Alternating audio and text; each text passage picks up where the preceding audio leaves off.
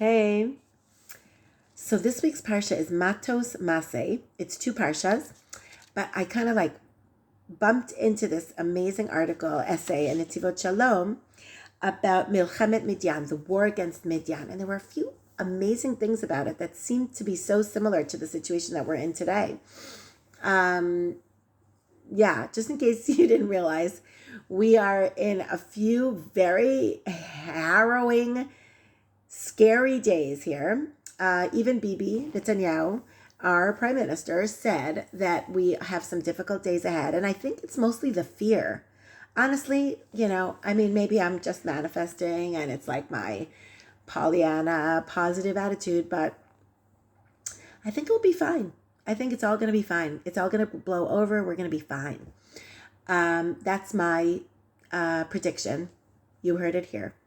But the fear is scary. I mean, all the airlines are canceling their flights and we seem to be fighting against 5 different forces. I don't know if you want to call them nations or countries, but it's 5 different forces. There's the three chets. There's the Houthis with a chet, Hamas, and Hezbollah. And it seems to be Iran now. Is there another one? I think I heard 5. And it's the forces of evil. We are fighting for our existence, for our lives. It's a big deal. It's really, really a big deal. Looks like I have a point on my head, but it's just the picture. Sorry. So this is a big deal. We're going through some serious issues here.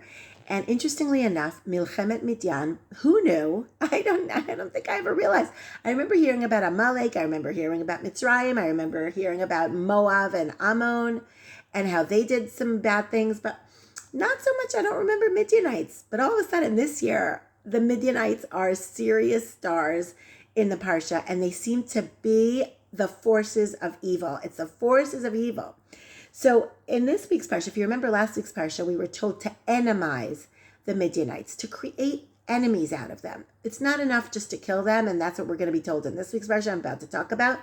Last week's Parsha, we were told the whole concept, what they tried to do to you, that they tempted you to worship idols and to commit adultery with the daughters of Midian, was so horrible because it created a certain despair and inertia. That's the word I was looking for.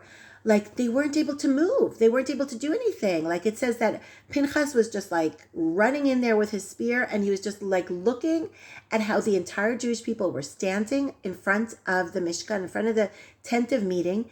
Vehema bochim petach oel moed. They were just crying. People were despairing, depressed after having committed such bad things, and after they saw this shocking situation with their head of the tribe.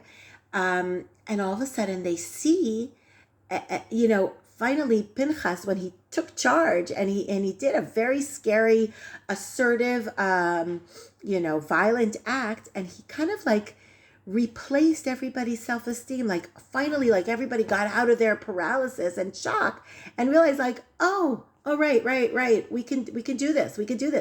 We can get up and we can start over and we can fix this terrible situation that we're in.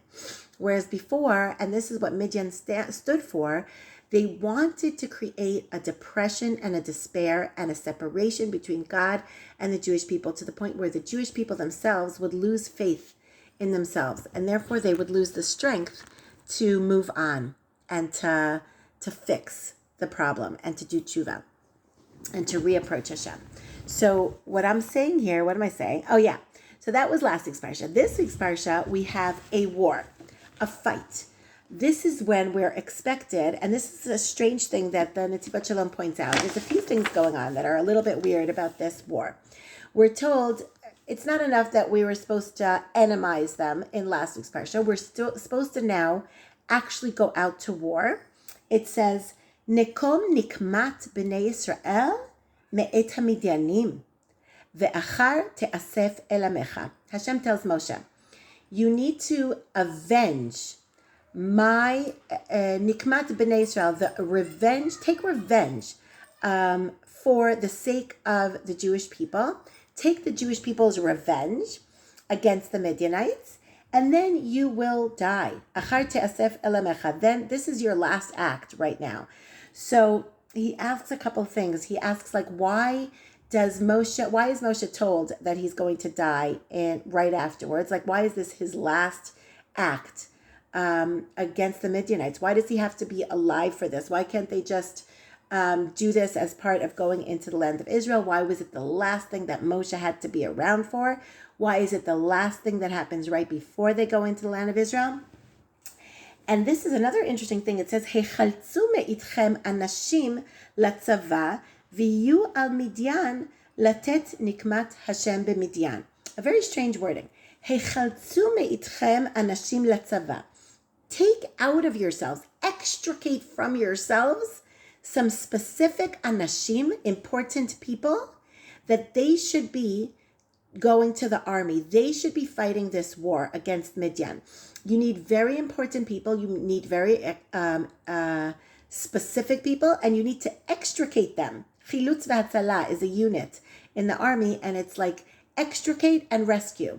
Like you need to like if you need to go and like take wounded soldiers out of the battlefield, you need to have a specific unit that's trained to extricate and then rescue. So too here, there's a certain extraction that has to happen for the soldiers for this particular war against Midian. What is it about Midian that they need all these forces, like very specific forces, almost like special forces, to fight against them? And you need Moshe alive for it specifically. And you need a level of tzidkut, a level of righteousness among these specific soldiers. What is it? Secondly, another question that he asks, such a strange thing that happens. I didn't even realize this. I didn't realize a lot of things. It says in the Midrash that in this war specifically, you needed 1,000 soldiers from each tribe. So that's 12,000 soldiers altogether. And 1,000 people, members of the tribe, that were meant to specifically stand and pray. Tfilot ubakashot. Yudbet elef mi Yisrael amru tfilot ubakashot. Another 1,000 from each tribe. That's 12,000 people standing and praying and studying and requesting that the other 12,000 soldiers will win the war. Okay?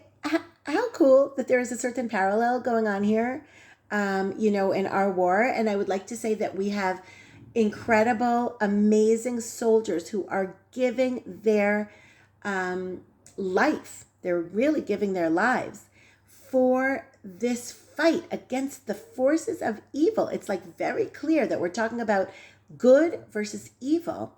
And we also need the 12,000. There's a certain spiritual force that's necessary in this particular war against evil that is also necessary to have some people, some parts of the tribes that are sitting and davening, praying and learning and doing good deeds for the merit of the success of the other soldiers. I think that we're having that also these days. I would like to hope so. So what I would like to say here is that this is what the Nesivot Shalom says. This Midian, also didn't realize this at all, is milchama kiyumit. It's unbelievable. It's like exactly the words that we use about the war that we're in now. It's like a war over the existence of the Jewish people. We are mamish fighting for our lives here. And it says like this, and that's why we needed Moshe.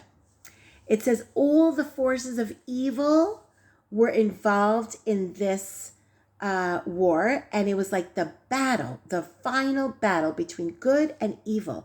All the klipa, like in Kabbalah, we have this concept of the Sitra Achra, evil, the Satan. Everybody was getting involved in this war in order to create that separation between God and the Jewish people, because they were about to go into the land of Israel. They were about to fulfill their destiny and their purpose of creation. Like this is the only place where they could be fulfilling their destiny and coming to fruition in terms of the purpose of creation is in Eretz Yisrael. And the Klippa, the Satan, really would like to stop that from happening, because then he has nothing to be here for anymore. So that's when we're at the cusp of something really big and really good happening, that's when all the forces of evil come up against us. So we needed Moshe, okay? Because Moshe is obviously like the force of good, the epitome of the force of good against all this evil. We needed him. And we needed righteous people. And we needed to extricate them, specifically find the righteous people to fight the war, the physical war. And we also needed the parallel forces of spirituality, which is the learning and the praying and the going out and the doing chesed and the mitzvot, all to do their part in this war, in fighting these evil forces. Okay? ומשום כך הייתה זו הצרה הגדולה ביותר לישראל.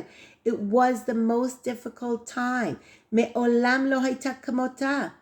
There was never another time like this that was so difficult, and I think maybe now is that time. Okay? So that is what's going on here. So we needed all kachot kedusha. We needed the forces of holiness to come against the forces of evil. And it's interesting that we have to avenge. There's this concept of revenge. Why is there a room for revenge? Like, why are we taking revenge? Or aren't we supposed to stay away from revenge? You know, you don't usually see the Jewish people taking revenge.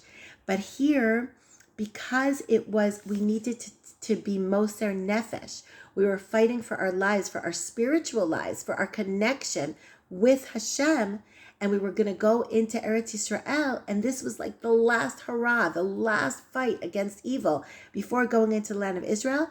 And so we needed all of that revenge taken. We needed to like finish up the job. We needed to like elevate all of this terrible, terrible tuma, impurity, evil. We needed to get rid of it to the point where we were like, this is it. It's over. We're taking God's revenge. It's not for us. You know, it's not just so we have a good feeling. And that's basically what's going on here. And he says, Netivat Shalom, that he answers each and every one of us goes through our lives. And sometimes we have these little battles, you know, these little battles. But sometimes you see that this is a battle for the whole kit and caboodle, the whole good against evil. This is my whole life. Now is the battle. Like sometimes there's these choices that you're facing in your life that you realize, if I don't make a good choice here, my whole life is going to be changed, and probably for the worst, right? So if I that's when you need, like, you have to really risk your life. You have to be moser nefesh. You have to be so devoted. You have to say, I'm going above and beyond my nature. I'm taking all the forces that I can possibly gird. You know, I have to like take all these forces, everything possible, and fight against this one issue, because this issue is life and death. And that's, you know, in our personal lives, but I really feel like in our national lives, we are facing that right now. We're facing all the forces of evil. This is good against bad. This is Israel versus the nations, versus the world. And we're fighting in order to keep Eretz Yisrael, have our destiny fulfilled in this land with our connection between us and Hashem. And I wanted to also end with a little thing about tefillah, prayer, which I always do, which we're now learning about the gates of tefillah, she'arim b'tefillah. The one thing we talked about today was a very nice point about how sometimes, you know, sometimes we wonder, like, why doesn't Hashem listen to our prayers? Like, we're davening and all these Tehillim groups and all this stuff. And like, it doesn't seem like Hashem is listening. I mean, we're waiting obviously for a huge, huge miracle, but how could it be that we're praying so hard, 300 days for these hostages to be released, and Hashem is not releasing them yet? He's not letting us take them back. And he's just like, it doesn't seem possible. Like, how could this be taking so long? And that's a different question, and I'm not going to answer it right now. Obviously, that's room for discussion. But in general, sometimes we have this question, like, why doesn't Hashem answer our prayers? And he said, you know how sometimes you will, like, knock on the door of somebody, or how about this? You call.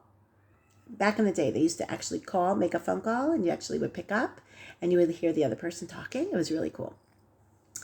So imagine if you call somebody, and you call somebody important, like a big guy, and then you just say, oh, can you hold on a minute? I just have to write something about my shopping list. Or I had a really great business idea, so I'm just going to write that down. Do you mind just like hold on a minute? You say to this important person that you're trying to get something, let's say you call up a donor, a really rich person, you're trying to get a grant for like $500,000, and you just put him on hold. Or you just say, can you hold on a minute? I'm very distracted. I'm thinking about something else right now. You're crazy. So is there any question that donor is going to hang up on you? Of course not. He's going to say, go jump in the lake. You called me. So it was, Rav Shimshon Pincus was telling us in Sha'arim B'Tfilah, this is what we do at Hashem all the time. And it's not that Hashem needs the kavod. Hashem doesn't need us to make him our top priority, but we need it. If we want to get what we want, and if we want Mashiach to come, if we want Hashem to fight against all these forces of evil, if we want Hashem to bring back the hostages, we need to give our full attention to prayer. I think prayer is a big thing now. And I think just like in Midian, when we had the 12,000 people who were just supposed to pray, I think if we give it a little bit of a thought, and we really put our heart into it and we focus, we cannot put Hashem on hold. We cannot be distracted. We cannot be thinking about 10 million other things. We can't. We just can't. All right. So let's just try and focus on that. And he also says that the preparation really makes a difference. If we take some time, if we sit, we meditate, we put ourselves in a mindful state in order to get the most out of our prayer. And we just can't let our minds wander. We can't. We can focus. We can make our tefillah short if we want.